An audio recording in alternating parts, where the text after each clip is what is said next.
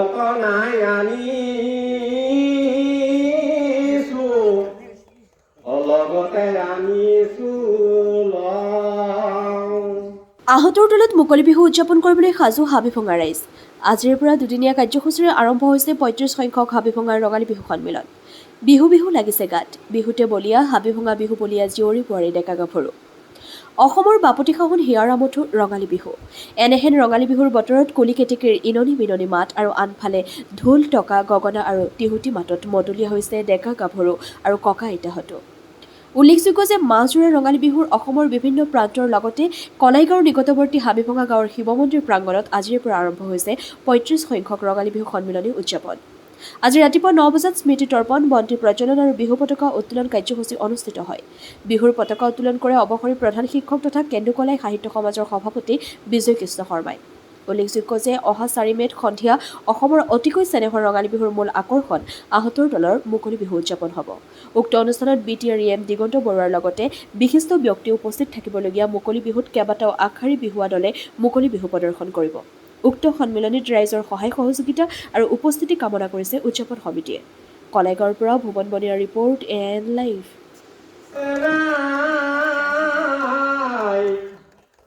যতনাই আনিছো লগতে আনিছো চাহমনীয়া গাভৰু জাক আহিছে সাবুনে কাপোনে ৰূপহী যেন লাগিছে চাহমনীয়া গাভৰু জাক আহিছে সাবুনে কাপোনে ৰূপহী যেন লাগিছে চিলনি ভৰা দি লৈ যাম তাৰে মাজৰে জনী চুচৰাই পানী তাৰে মাজৰে জনী চুচৰাই পানী বাহিৰে বাহিৰে পুৱাম গৈ হুমৰে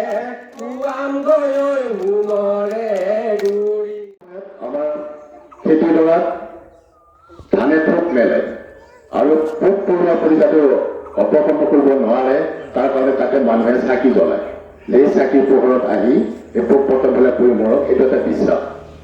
ইয়াৰ পিছত হ'ল আমাৰ মাঘ বিহু হ'ল আমাৰ ভোগালী বিহু, ভোগৰ উৎসৱ। এই মাহটোত আঘোণ কাতি আঘোণ পুহ এই বাকেইটাত ধান পকে বা খেতিয়কে ধান আনি ঘৰ সোমাই লখিমী আদৰে ভঁৰাল ভৰি পৰে, গতিকে খোৱা ফল উপনিধি হয়। সেয়ে সেইটোক ভোগালী বিহু বুলি কয়। যিয়ে নহওক আমাৰ তিনিওটা বিহুৱে হ'ল কৃষিৰ লগত জড়িত। আগতে আমাৰ বিহু আছিল গছৰ তলত, মুকলি পথাৰত বা নৈৰ কাষত। তেতিয়া ডেকা গাভৰুৱে এনেকুৱা ইচ্ছাবোৰে বিহু পাইছিল, তাতে তেওঁলোকৰ কিছুমানে তাতেই বিয়া হৈ গৈছিল বা তেনেকুৱা আমাৰ এটা যৌৱনৰ উৎসৱ এটা বুলি তাত পৰিগণিত হৈছিল। তাৰপিছত লাহে লাহে আহি তাতে কিন্তু কোনো নীতি নিয়ম নাছিল বিহুত, তুমি এনেকৈ নাচিব লাগিব তেনেকৈ নাচিব এইবিলাক নাছিল, মুকলি। কিন্তু এতিয়া যেতিয়া 1952 চনত মঞ্চলৈ আহিল বিহু, গুৱাহাটীত তেতিয়া ৰাধা গোবিন্দ বৰুৱাই লতাশিল খেলপথাৰত মঞ্চলৈ আনিলে। এই মঞ্চত অহাৰ পিছত তাত নীতি নিয়ম হ'ল যে পোচাক এনেকুৱা হ'ব, গলত হিমুক পিন্ধিব লাগিব, কপৌ ফুল লাগিব বা পোচাক পৰিচয় এনেকুৱা হ'ব লাগিব, হাতখন ইমান দাঙিব পাৰিব, ঠিক এইবিলাক নীতি নিয়ম কৰা হ'ল। ফলত কি হ'ল আমাৰ কিছুমান ছোৱালীয়ে বিহু নাচিব নোৱাৰা হ'ল, কাৰণ তাইৰ পইচা নাই, ইমান দামী পোচাক কিনিব নোৱাৰে। কিন্তু আগতে সেইবিলাক নাছিল, আগতে ঘৰত বোৱা কাপোৰ কানি পিন্ধি তেওঁলোকে নাচিছিল। যিহেতু এটা যৌৱনৰ উৎসৱ। যিয়ে নহওক এনেকৈ পৰিৱৰ্তন হৈ আহিছে। এই আমাৰ আনন্দৰাম বৰুৱাই কৈছিলে আৰু জ্যোতিপ্ৰসাদ আগৰৱালাই কৈছে যে পৰিৱৰ্তনে মনত আনন্দ আনে, হয় নাই? কিছুমান পৰিৱৰ্তনে মনত আনন্দ আনে, কিছুমানে মনত নিৰানন্দ আনে, তাৰ মাজতে আমি চলিব লাগিব।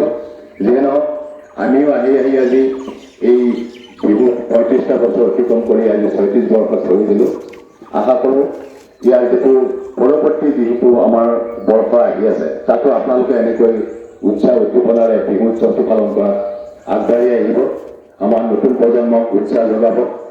আমাৰ এই বিহুৰ লগত আমাৰ বড়ো বিহুৰ এটা সম্পৰ্ক আছে, বৰদৈ চিলা।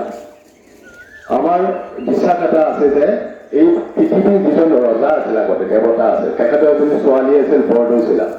এই ছোৱালীজনীক বিয়া দিছে প্ৰভুপুৰ দেশত। তাই প্ৰতি বছৰে এটা নিৰ্দিষ্ট দিনত মাকৰ ঘৰলৈ আহে। এই মাকৰ ঘৰলৈ অহা দিনটোৰ পৰাই বিহু উৎসৱ আৰম্ভ হয় বুলি কোৱা হয়। আৰু এই বড়ো ভাষাত বৰ মানে হ'ল বতাহ দৈ মানে হ'ল পানী আৰু চিখলা মানে হ'ল ছোৱালী।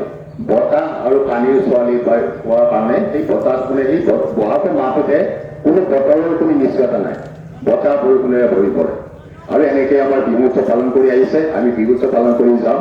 যিহেতু এই বিহুৰ লগতে আমাৰ অসমীয়াৰ সংস্কৃতি, কৃষ্টি, মান সন্মান সকলো জড়িত হৈ আছে।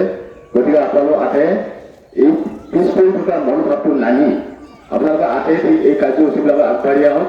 আমাৰ সংস্কৃতি আমি জীয়াই ৰাখোঁ, যাতে ভৱিষ্যত প্ৰজন্মই আমাৰ এই বিহু কিছুটো পাহৰি নাযায়। যিকোনো খবৰ আৰু বিজ্ঞাপনৰ বাবে যোগাযোগ কৰক 7896121996 লগতে 7002537271।